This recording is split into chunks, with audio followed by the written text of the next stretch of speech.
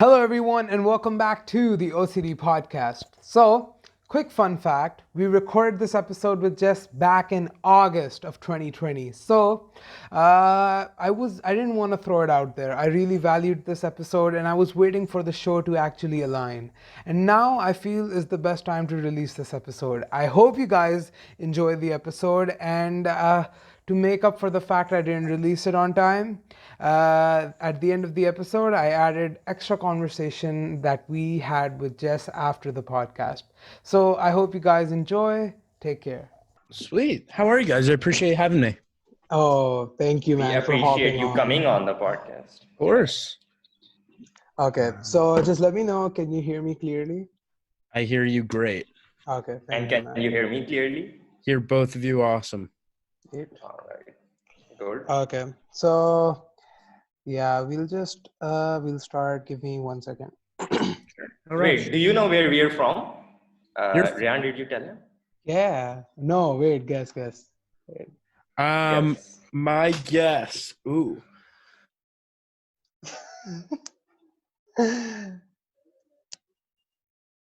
Is in India? Nah, Close, very close. But Where are you guys? Pakistan. No The way. country What that time is it doesn't there? like it. It's actually you gave us like the best timing. It's Good 9 time, o'clock. yeah. It's 9 p.m. Oh, that's 9 not p.m. that. How has it been out there with Corona and like the virus and all of that? Is it normal or weird or what is it? It's really not good if I say so myself, because the people Yeah. don't listen here. I mean, it's the same in America, right? The people don't Yeah, listen. it's a here. disaster. Nobody listens. Exactly. Yeah. But I guess the thing in Pakistan is I don't know if this is true, honestly saying it on my own, but I think we have a better immune system. So a lot of the people are asymptomatic. So they're spreading it around, but like no one's getting that sick. Maybe. I feel like that might be the case. And are like schools open? Is stuff open out there? No. Nope. Nothing. So basically, on the 10th of August, which is today, everything just finally opened except for schools and, wedding reception places. Other That's educational crazy. institutes. Yeah. That's wild. Well, I think this is the first podcast I've ever done from the Middle East, which is very Ah, cool. So nice, I appreciate you guys nice. having me. We appreciate you Okay. hopping. So yeah, you were extremely busy. Thank you for giving us the time. Of course. And Yeah, we do as appreciate it a lot. yeah, we'll just start with that. The reason why you're busy is because you're a young entrepreneur, and we want you to start by telling us how you began Viber Media and how you did it through your podcast. And yeah, that's it. Yeah, for sure. It's definitely been interesting. I've always been into business since I was a little kid. I started like selling shoes on eBay when I was like 9 years old, and like have always had that sort of entrepreneurial spirit. But really what got me into it for real was starting my podcast. When I was 16, I decided to start my podcast. I obviously didn't know anybody to interview. So I really just cold emailed people. I sent literally 350 cold emails a day, every day, to try and get people on. And it definitely was a grind, and it was a huge effort, but it ended up working. I've been super lucky. I've had some really incredible, informative guests on, ranging from Mark Cuban to Jack Dorsey from Twitter and a whole bunch of different people, which has been great. And then it sort of just naturally flowed into an internship, which then led to starting my company, Viber Media, when I was 17. Oh, damn. Okay. So obviously a lot of questions come there. Obviously you did the cold emailing, the 350 people every day. How do you, I understand a lot of rejections would have come in. So what was the thing that like, was it Gary Vaynerchuk and all of his inspiration? Like, just you need to take rejection in and all of that. Yeah, I got really good at it. I started to expect a no response or getting a no from them, that when I got a yes, it was because I had no expectation of them saying yes. Nice. I thought it was a shot in the dark, and hey, if some of it sticks, that'd be really cool. But framing it as this most likely won't work set me up for success, because any yes exceeded my expectations. Nice. Exactly. Right. The I have same a with me. question. Yeah, go on. Go on, Akshay. like, where does this relentlessness come from? Like, is it the way that your parents raised you? Like, where does this come from? Like cold emailing? I don't think a kid thinks like that, right? Yeah, I think it was so my dad's an entrepreneur as well. Nice. So I Oh, think that right. was huge for growing up, just seeing like his whole journey and process of starting a company out of college and growing it to a large company that he's done today. Like just seeing that entire process made me really want to Mm-hmm. do it. But also I think when I was younger, I was super into some of Gary's stuff, and having him on my podcast was very cool. And that sort of like Nice.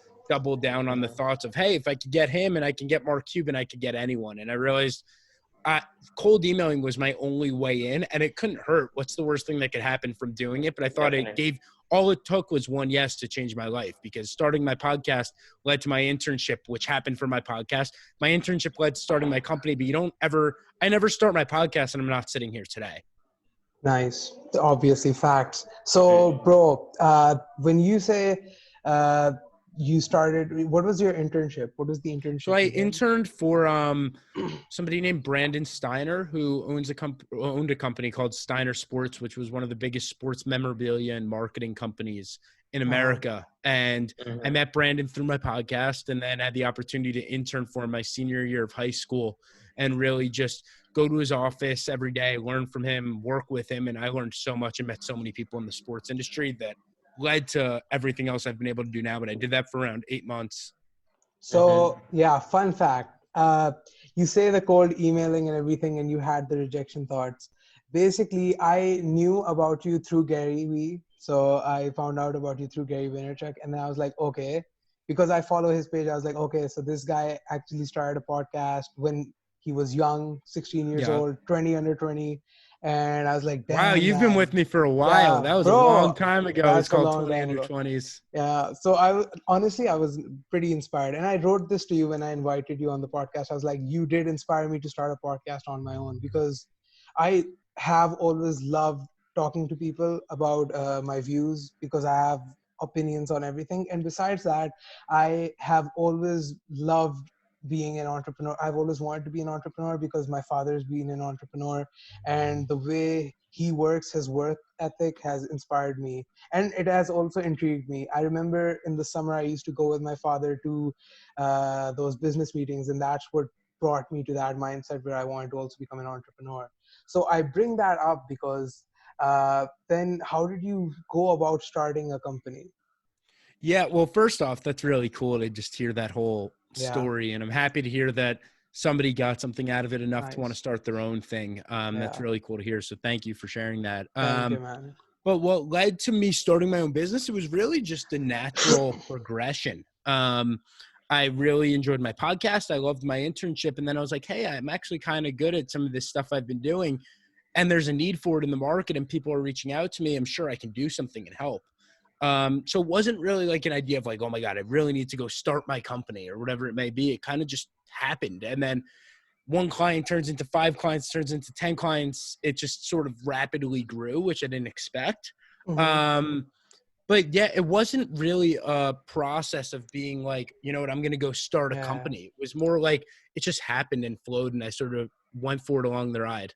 So after your business started to grow, did you have to get your company registered? Is that like how the That was a whole nother thing when I was like, at the end of probably 6 months or after my first year, I was talking to my dad. He's like, have you like filed taxes for it? I'm like, I don't know if I need to do that. I'm 17. He's like, no, I think you have to do that no matter what. So reached out to a lawyer and accountant and got registered and paid my taxes on time. So the government's Nice. happy with me. And, Nice. yeah, I wasn't really fit. I was more just saying, yeah, I'll help these people out. I didn't think of all the ramifications legally and accounting wise that would all So have. what exactly is Viber Media? So we Yeah, can you work, tell us about that? yeah, totally. We work with mostly pro athletes, brands, and businesses on their digital and social platforms. So anything from their websites to their brand development and brand deals, social media pages, anything that relates to their digital or social presence, we do. Uh-huh. Okay, so Right. okay, so how did people start getting in contact with you specifically? Like, how did they know you were the guy for the job? It was funny. It was mostly for my podcast, which I didn't expect. But a Uh-huh. lot of guests that I'd have on my podcast would end up becoming clients. And then it was all just referral based. And I had to ask, how did they through the podcast, how did they understand that, okay, this guy knows how social media works, this is how he can help us as a company? Yeah, I think typically what I did was we'd talk a little bit about it, and then at the end, I guess if it came up during the episode, or they'd ask, "So what do you do?" Which I guess is a normal question that now I ask people at the end of my when I go on, "What do you do?" And I tell them, and they're like, "Hey, that's interesting. If you want to check out my stuff, would be happy to." And I'm like, 100%, I'll check it out. I'd check it out, send them an audit, tell them my thoughts, and then occasionally I'd end up working with them, which was a crazy turn of events that indirectly happened from starting my podcast. My first 5 clients all came from my podcast. Now, luckily, we've sort of built a team process out where they're not all from the podcast, but initially it was all from that. So how did you market yourself after those 5 clients when you wanted to grow your company? Luckily, it was a lot of it was just a lot of referrals. It was a ton of referrals, and then really, I guess I hate the word authority, but once you become a relevant voice, I guess, in the space, more inbound stuff starts coming in. So more stuff started coming in on the podcast, or for speaking engagements, or for business stuff, and it sort of just naturally grew. Once again, it wasn't really a process at the beginning. Now I have done that, but initially it was sort of just inbound stuff coming in, and then we started to build out a process and contractors and a team to really do it. So just tell me, do you believe I'm coming towards the education side. This is just a question. Do you believe in college in the US or anywhere actually? That's a good question. So actually, I think I have a unique perspective compared to other young entrepreneurs. Out of my 6 closest friends, I'm the only one that goes to college. And here's my thoughts on the education model. I think I'm not a huge fan of how the K through 12, so elementary school and high school here, works in terms of, I think it's really good at setting a box for education for kids. I don't think it really allows people to create. You get really good at following rules and hitting deadlines, but you don't get to create your own ideas. I think college is a little bit better because you can pick your major and pick your classes and do all that. I don't know if all of college is the most up-to-date education-wise in terms of some of the things they teach. However, I think it's been very, very valuable to me from just a lifestyle perspective, becoming more well-rounded, living on my own, meeting other kids my age, studying different topics. I found the experience of college to be well worth it. Nice. Yeah, How was high school for you? I wanted to ask you, where did you go? In America, we do 6 or 5 years of elementary school, then 3 years of middle school, and then 4 years of high school, and then normally 4 years of college. Right. So you're currently going to the Stevens Institute of Technology, right? Yep. What is your major? Business and technology, dual focus, with focuses on marketing and then information systems. Nice. Are you actually learning something from it? I wanted to ask. I get that question a lot, especially on the marketing side, considering that's what I do all day. My answer is I'll tell people after this year, because for the first 2 years, you pretty much just do I took all my sciences and my basic business stuff. This year's when I get into my focus, but I have found the interesting classes to me were the ones that have nothing to do with my major. So project management or psychology or sociology, all the things you wouldn't think are interesting have just given me a super well-rounded focus on the rest of, because I think psychology applies to business, if not directly, but understanding how people think, or sociology, how a society frames things, can be super helpful in business. Nice. So if I talk about the education system, right? The education system in the US is actually considered much better, to be honest. And I know the people in the US always complain about the education system. Yeah. But what's it like out there by you guys? So basically, it's really not good. I feel like the US education system has a lot of more practicality. I don't know if I'm wrong here, but you guys have your scores and your grades also based upon some projects, some school projects, but there's actually none of that outside. Are you guys just based off tests? Just based off tests. Yeah, that's not good. Yeah, that's messed up. I know. The good thing about America is when you apply to college, it's a combo of a bunch of things. They factor in your test scores, your grades, but then almost just as important is the rest of your work experiences, your club involvement, your essays, your application as a whole. It's not just you scored the highest, you're going to the best school. Because I ended up getting into a couple of, not a couple, but I got into an Ivy League school, which is like what in America that's like with not a great GPA.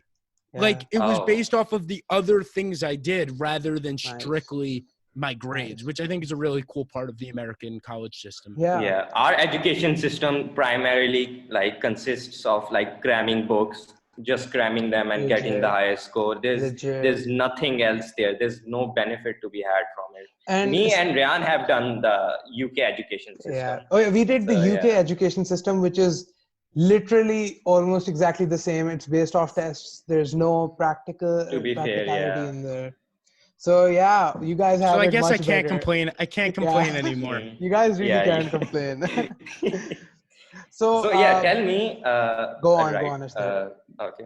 Tell me, how did you get this online lemonade stand thing going? How did you create this fund?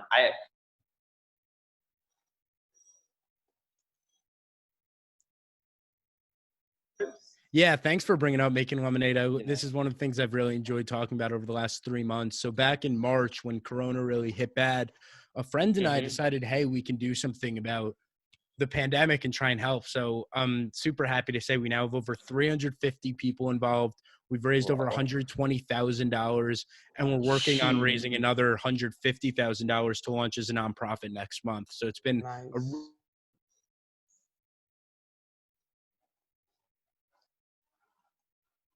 these causes. So helping with medical relief, education, emergency relief. We're going to do a whole bunch of issues that any Gen Zer could relate to.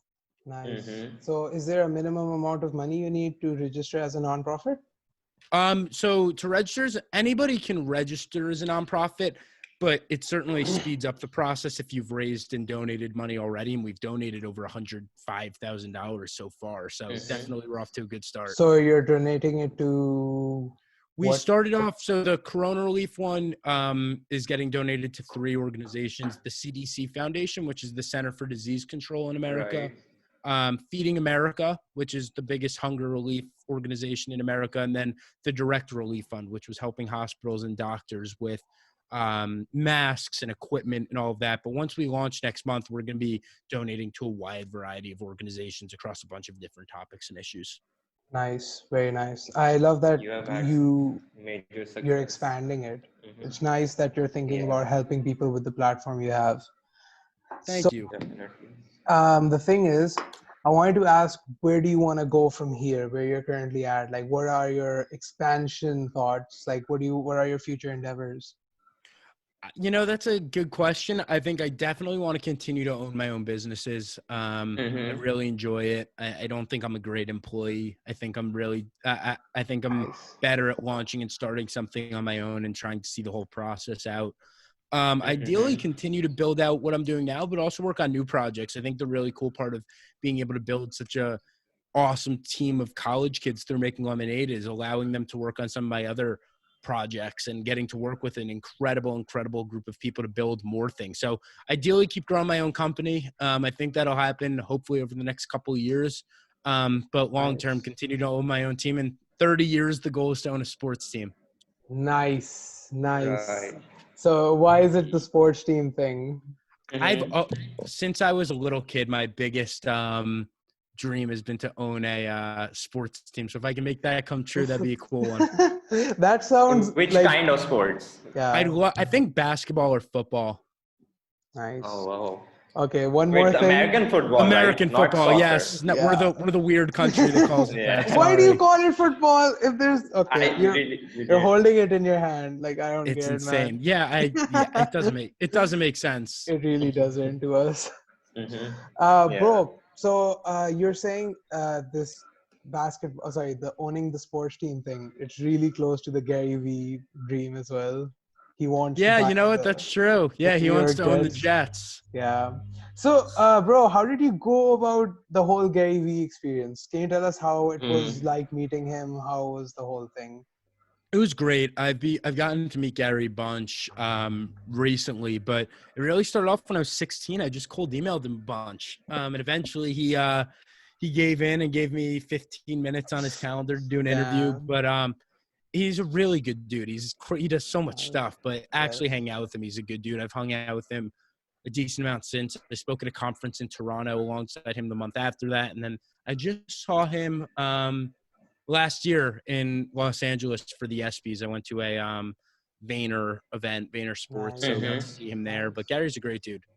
So how's the energy around him? Like, I feel like everyone's innovating around him. He's always on 100. Weird. Yeah, his energy's always on 100. Nice. He's always pumped up, full of energy, and always has a bunch of people ready to talk to him. Nice. So, bro, I still had this really nice question lined up for you, bro. Go on, ask it. Okay. Wait, the spiritual one or the other one? The spiritual one. Or you can go with the other one. Okay, I'll first go with the other one. We'll ask the spiritual one at the end. I wanted to ask, you've talked about AI before, right? A little bit. I've interviewed a couple. Yeah. How do you exactly plan to stay afloat with this paradigm shift in technology? Like when AI will take over, what are your plans? I wanted to know how you will combat with it. Yeah, the biggest thing I've tried to do is continue to interview industry leaders in the space. So, because I know I'm not going to be the expert on it, but I'd love to interview the people that are the experts so I could stay on top of it. So Mark Cuban's been talking a lot about it. So I was lucky to have him on and really dive into AI with him. I'm looking to have more people on. But I think 100%, if people don't think it's going to have an effect on our lives moving forward, I think they're not paying attention. I'm not super informed on all of the applications yet, but I really do think it's going to be a key component to our livelihood and technology moving forward. And I hope to continue to interview more people in the space to get involved. Okay, so for Viber Media, right, how did you build your whole team? And like, I will ask you a follow-up question once you tell me that. Like, yeah, it started off really as just me and a friend, and then obviously you add some contractors in, and then continuing to build it out. But the model that I've really learned from Making Lemonade that I want to use for the rest of my companies is finding a really good operations person is the most important part to any business I ever run, because I'm good at I think I'm better at long-term vision and planning and strategy, but I suck at day-to-day task management and operations. But that's a key part of running a business. You don't have that and you don't have a business. It's just an idea. So finding that has been essential for a bit. Like if I didn't have a couple of the best operations people we have on our Lemonade side, I don't think we ever would have gone past 10 people or $10,000, let alone 300 people or $200,000. So I think the one thing I've realized is you want your team to be smarter than you, and you want to have really good people and empower them to make decisions and do things. So that's something I've tried to pull on to all my other businesses as well. So was it really hard to find these nice people? Did you have to do a lot of firing and hiring and all of that? It's definitely a process for sure. You don't find the best people originally, and it's a never-ending process of always trying to upgrade talent and find really good people. Yeah, or most of them are your friends? Yeah, I mean, so on the fundraiser side, yes, because obviously people weren't getting paid. It's a nonprofit. But then, we work with older people as well. We've worked with 30 and 40-year-olds executives. So it's a nice combo. So do you have a proper office established for this? I think we're going to start working out of, it's funny because we were going to get an office in the city, but what I've realized from all of this is as a result of the pandemic, all of my things have worked more efficiently virtually than we ever did before. I think number one, you save money. And number two, I think we're just as effective as a virtual team than we ever were in person. Facts. For sure. Honestly, it's a lot of companies and restaurants are moving towards not having dine-ins because they're like, this saves money. This helps us make our products cheaper, which helps them sell more. So a lot of people have realized a lot of different stuff. Like you don't need to go in for work. People are realizing they can do their job from home. And a lot of stuff will never be the same after this whole pandemic. 100%. I think you look at some of the big companies like Google isn't planning on letting their employees back until the end of next summer. Damn. It's crazy. Okay. So when you say what is your main role in Viber Media, your company? Yeah, I mean, so I started it, and then really the biggest aspect I sort of do as a founder on a day-to-day basis is sort of strategic vision for our clients, working with some of our clients that I've worked with for a while, continuing to sort of recruit new people. And then luckily I've sort of shifted from doing all the day-to-day work to more of a long-term vision and branding and getting new clients rather than actually completing a bunch of the tasks or product management. So I know it's like I'm repeating the question, but like I'm saying that when you hire someone, right? So when you started this company, the reason you were even being hired is because you were the one that could help everyone out with their Instagram, their social Yeah. medias promoted. How do you find someone that does It's a good the question. same thing you do? Yeah. Like your vision. That's a great question. It's all about documenting processes and strategies. So obviously I'm still the connection with the client. I'll give them updates. I'll do that. But some of the stuff on a content creation side, like I know the process that needs to be followed to have success on some of these things, but making a graphic, we could have somebody do, or tracking analytics, we can have somebody do under the overarching theme and strategy we come up with to sort of bring that all together. Damn. Okay. So how much do you work the whole week? Yeah, are you hands-on or a lot? Oh, I work a lot. I'd say right now my breakdown is probably, I'm trying to think this through. Probably 7. That's not even accurate.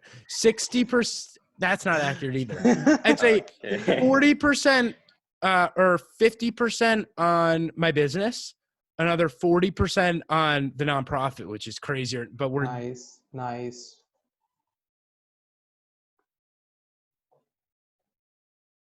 Stuff, doing podcasts, my own podcast, all of that. That's sort of my work split. But definitely a lot of hours a week, not enough sleep. Nice. No, you don't get 7 hours of sleep every day? Not enough. Some nights I'll be lucky to get 7.5, but last night, that's nice. Last night I got like, what did I get? I went to sleep at I got 5.5 hours last night. Not great. So you live on coffee, I guess? I live on coffee. Getting a workout in is important. I worked out this morning right after I woke up, which was good. But yeah, what's amazing is that lifestyle excites me. It excites me so much. Like I really would love to be in that much motion. Like I would want to be doing that much. I wish I actually, honestly, I can, you make stuff that you have to do. Like if you are feeling like, you're bored, then find stuff to do. And I feel like if you guys are bored, we'll definitely get you guys involved in making lemonade. We could always use the help. So making lemonade, how do you get people involved, and and I would honestly expect it to have much more than 300 people. I feel like you're choosing people then. Right? Yeah, we've gotten to the point, luckily, where we have so much good talent that we've really been very careful on who we're adding to our team. But I'm excited when we launch as a nonprofit, we're going to have options for people to join as like members and supporters. So we can have as many people as we want, and then our internal team as well, which will be more of an application process. But yeah, no, people can definitely check us out on social media and reach out to sign up at Making Lemonade Fund. They can email me, jesse@makinglemonadefund.com, if they want to talk about making lemonade related stuff. Nice. But yeah, we'd love to get people involved. Nice. That's amazing. I would love to work with you because like charity is something I will praise us Pakistanis on it, and a lot of Middle Easterns, we love charity. It's just like something we love doing. It's in our religion, I mean. Yeah, it's part of our religion, honestly. Awesome. Yeah, we'd love to get you guys involved. Actually, now. Yeah, go on, Ashtar. So about that question, it's a bit personal, but would you mind if I ask it? Go. I'm an open book. Go for it. Okay. What is your spiritual outlook? Are you like an atheist, or are you like do you practice your religion? You're Jewish, right? I am Jewish. That's a good question. I'd say I'm an interesting combo. I had a bar mitzvah. I'm definitely Jewish. But I think I'm also more of like, I'm not the person that goes to temple every week, but I definitely do have I'm definitely proud to be Jewish, have a good connection there. My grandpa's a Holocaust survivor. Oh, wow. But amazing. Yeah, I'm definitely, I don't know if I'm the best practicing Jew, but definitely have a connection there. I'm proud to be it.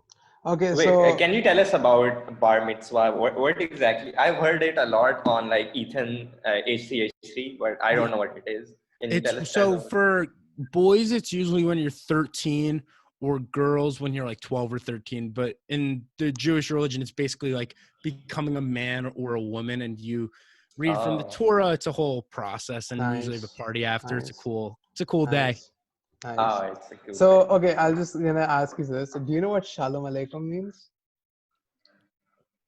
I do not.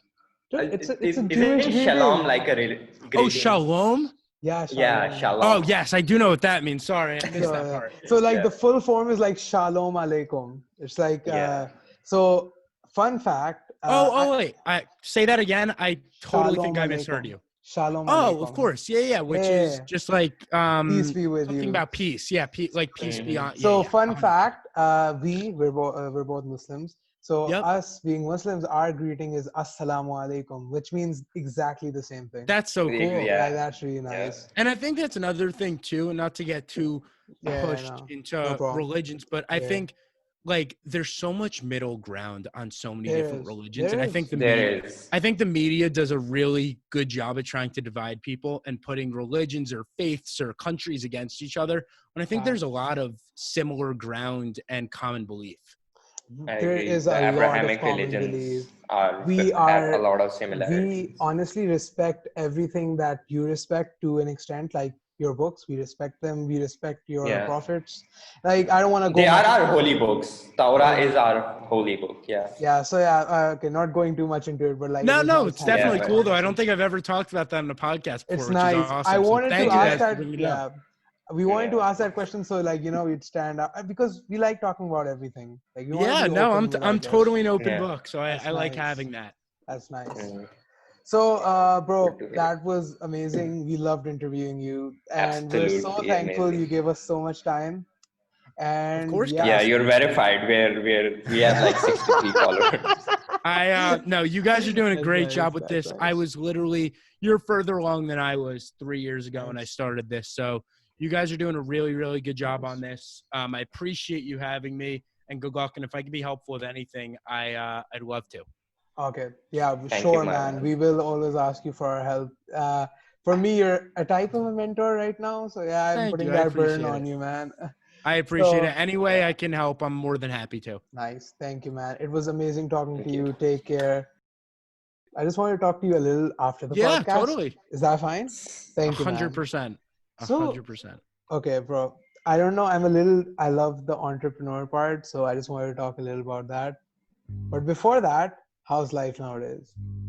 Hmm. It's good. It's been like it's been such a weird 3 or 4 months with Corona, but it's been really good. Like considering the circumstances, life's been really good on my end. Obviously, making lemonade's been awesome, and like finally we're really getting ready to launch it, and we've gotten some really good press coverage. The Wall Street Journal just did an interview on it. Nice. We're doing a bunch of really cool work. So I'm excited for everyone to see the nonprofit once we launch. But it's been a very weird couple months. What about you guys? Honestly, weird for us. Weird for him. He Yeah. had his university going on and he had to just stop. Just leave everything and go. And like the dorms that I stayed in, they became like Corona wards. Yeah, It's that's been like really. that was literally what happened at my school. I got sent Oh, home did like it? March 11th, and then I lived in an apartment, but they used the dorms on campus as like an extension of hospitals. And then I was supposed to go back in 2 weeks, but college is going to be online. I'm going to live there anyway in an apartment just to be with my friends. But yeah, college is going to be online again. It's so weird. Nice. Which Honestly, state are man, you based in? New Jersey. Right. How were the protests in New Jersey? Because I have my relatives in New Jersey as well. Like the Black Lives Matter protest. Yeah, not too noticeable. Those have been a lot in New York City, LA, Chicago. Yeah. But I'm in like the suburbs of New Jersey and like the middle, Oh. the middle of nowhere. Like 8,000 people live in my town, so nice. not too much around No, here. you know what I love is the town thing in the US. I Is that just not like a it. thing? It's Is that it not a is thing about you it is a guys? thing, but it's not I mean, that type of a thing. I feel like you guys have Yeah. cul-de-sacs and all that, and it's much smaller, and you can have identifiable communities. it's cozier. It's really cozy. Yeah. Yeah, Yeah, like where I live, it's like It's in a small town, but then I live on like the end of a long street. Like we live on like an acre. It's very like quiet. Like you don't Nice. like it's Oh, weird. wow. It's very but then I live in Hoboken, which is a city when I'm at school 10 minutes from New York City, and that's obviously way more apartments and close together and all of that. Mm-hmm. Nice. So, bro, how's your father feel about the whole thing, and your mother about your whole entrepreneur I think thing? they've my dad definitely is a big fan, and as is my mom, but it's been cool to sort of grow through this phase and talk to my dad Nice. because he's been through the same experience. Yeah. Mm-hmm. But yeah, no, they're definitely happy, I think. And now I'm getting my siblings involved. My little brother's getting involved with the fundraiser, which is cool. My sister's still a little too young, but getting my brother involved has been great, and it's been a really fun time. Nice. So, Good to bro, hear. I wanted to ask about how you emailed all of your people, like, or to be guests on your podcast, bro. Yeah, when How I did- started off, it was Yeah. all cold emails. And I can send you the thing I used. It's pretty much just Sure. a short, like 4-sentence thing. But now, luckily, as it's grown, most of the requests for the podcast have sort of come inbound. So I'm not pitching Damn. out as much, but I still do my fair share. Like Mark Cuban, I pitched, obviously. Obviously, Mhm. obviously. Yeah. Bro, how do you like? Okay, so I have this thing. I feel like people won't be able to find me much easily. Can you repeat We are that one more based time? in How do people find you? Like you're getting inbound requests online? for, like. Wait, so okay. how did you say you found my stuff again? Gary posted something and I Gary, was in man, it? bro, yeah, man. Gary posted something. I'm really sure Gary posted something. Interesting. That's how I found out about you. Huh, very cool. Most people tend to find, I mean, luckily the podcast has a lot of listeners. So people find me Nice. from there. And then a lot of Nice. people just DM me on Instagram, email me, Okay. all of them. I try to be as responsive as I can and helpful as I Okay. can because I was literally in that exact spot 3 years ago. So the Thank more you. people I can help, the better. I was thankful you replied to my message. Of That was course. nice. No, I was super excited to do this. That's awesome. So, could you send me that template? Because, bro, Of I course. really Can want you to know, just, man. can you email, I'm going to put my email in the chat. Can you just email me Yeah. whatever you want and I'll make sure I send that to you? Yeah. Okay. There you go. So, yeah. Bro, what I understand, so viral media, right? Yep. Bro, I like starting a company when you're this young. I love that. I really love Thank that. you. That's why I really wanted to have you on the podcast. Absolutely. Like that's Thank you. I nice. appreciate. Yeah, it's definitely been it's been an interesting journey to really do all of it and be in school and have the company and the podcast and the nonprofit and all that. But I wouldn't turn it in for anything. It's been so much fun. Nice. Mhm. Honestly, man, thank you for being so open with us, talking to us. It was very nice, Yeah. man. Of Thank you course. for No, really- you guys are doing really good work. Really appreciate you having me on. Any way I can support or be helpful, you I obviously have will my ask for your DM. help, man. I will ask for your help. We in did Do the it. ask for I'm it. telling you, do it. 100% do it. You have my email. You have my DM. I Nice. try to be as responsive as I can. Sometimes it's just Yeah, insane, but definitely continue to follow up. But you guys are doing great work. nice. And also, you, man. okay, so one interesting thing. I feel like Yeah. you use iMessage mostly, right? I do. See, like this is like WhatsApp is Everyone literally in America everything. uses I never check WhatsApp. WhatsApp, I don't even know if I I think I have it downloaded. I just never check. WhatsApp is everything for people outside. Because we use Android. Yeah, outside of America. Yeah, outside of America, like we use WhatsApp, man. Like because Android, you don't have, not everyone uses Yeah. Apple. Is iPhone not a big thing out It there?